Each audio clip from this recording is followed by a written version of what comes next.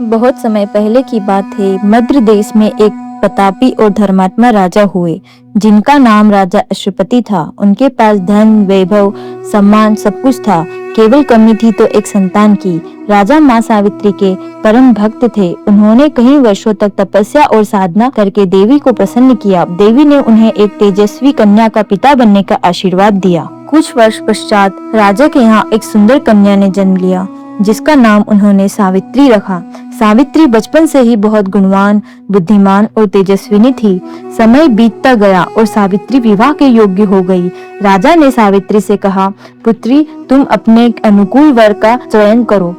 सावित्री ने अनेक राज्यों में भ्रमण किया, किंतु उसे उसके योग्य वर नहीं मिला। एक दिन सावित्री एक शांत वन में गई, जहां उसे एक साधारण किंतु तेजस्वी युवक को देखा, जिसका नाम सत्यवान था। सत्यवान एक वनवासी राजकुमार थे, जिनके पिता नेत्रहीन हो जाने के कारण अपना राज्य खो देते हैं। सावित्री सत्यवान को देखते ही मन उसको अपने पति रूप में स्वीकार कर लेती है। सावित्री महल लौटकर अपने पिता को यह सारी बात बताती है। पिता प्रसन्न होते हैं। तभी नारद मुनि का आगमन होता है। नारद मुनि कहते हैं, सत्यवान निसंदेह बहुत गुणी और सर्वश्रेष्ठ है, किंतु वह अल्प आयु है। राजा यह सुन के निराश हो जाते हैं। वह अपनी पुत्री से कहते हैं, पुत्री, तुम किसी और वर का चयन कर लो। सावित्री कहती है, मैंने जिसे एक बार पति रूप में स्वीकार कर लिया, मैं उसे बदल नहीं सकती। सावित्री के कहने पर राजा सत्यवान और सावित्री का विवाह करा देते हैं। विवाह के पश्चात सावित्री अपने पति और सास ससुर के साथ वन में खुशी खुशी रहने लगती है। लेकिन नारद मुनि की भविष्यवाणी निरंतर उसकी चिंता का कारण बनी रहती है। धीरे धीरे विवाह को 1 वर्ष होने वाला रहता है।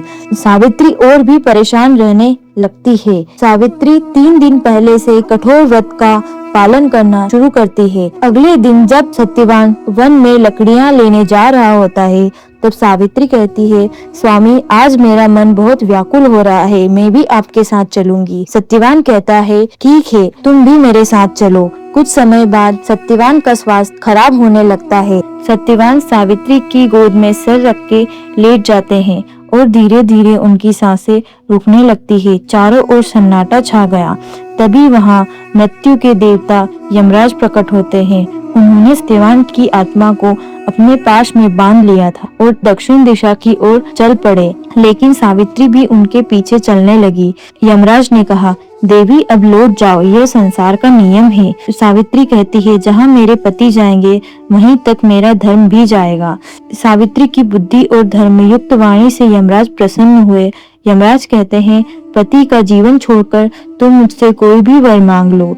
सावित्री कहती है, मेरे ससुर राजा धुमतसेन की दृष्टि वापस आ जाए। यमराज कहते हैं, तथास्तु। सावित्री फिर भी पीछे चलती रही। यमराज ने कहा, अच्छा, एक और वर मांग लो। सावित्री फिर कहती है, मेरे ससुर को उनका खोया हुआ राज्य वापस मिल जाए। यमराज कहते हैं, तथास्तु। अभी भी सावित्री नहीं रुकी।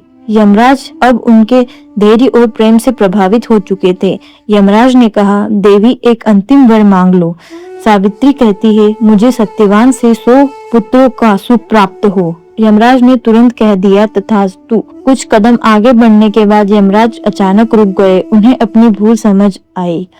यदि सावित्री को सत्यवान से 100 पुत्र होने हैं, तो सत्यवान को जीवित होना ही पड़ेगा। यमराज मुस्कुराकर कहते हैं, देवी, तुम्हारे पतिव्रत प्रेम और बुद्धि के सामने मैं भी पराजित हो गया।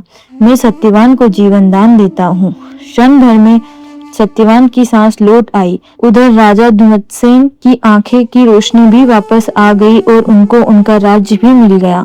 इस प्रकार सावित्री ने अपने प्रेम, साहस और बुद्धिमत्ता से मृत्यु को भी पराजित कर दिया। तभी से वट सावित्री का व्रत मनाया जाता है, जहाँ पत्नियां अपने पति की दीर्घायु के लिए व्रत रखती है और सावित्री के अटूट प्रेम को याद करती है। सावित्री की कथा केवल पतिव्रता की कहानी नहीं, बल्कि यह धैर्य, बुद्धि, साहस और अटल संकल्प की भी कहानी है। जिस प्रेम में सत्य हो, वह मृत्यु से भी बड़ा हो जाता है।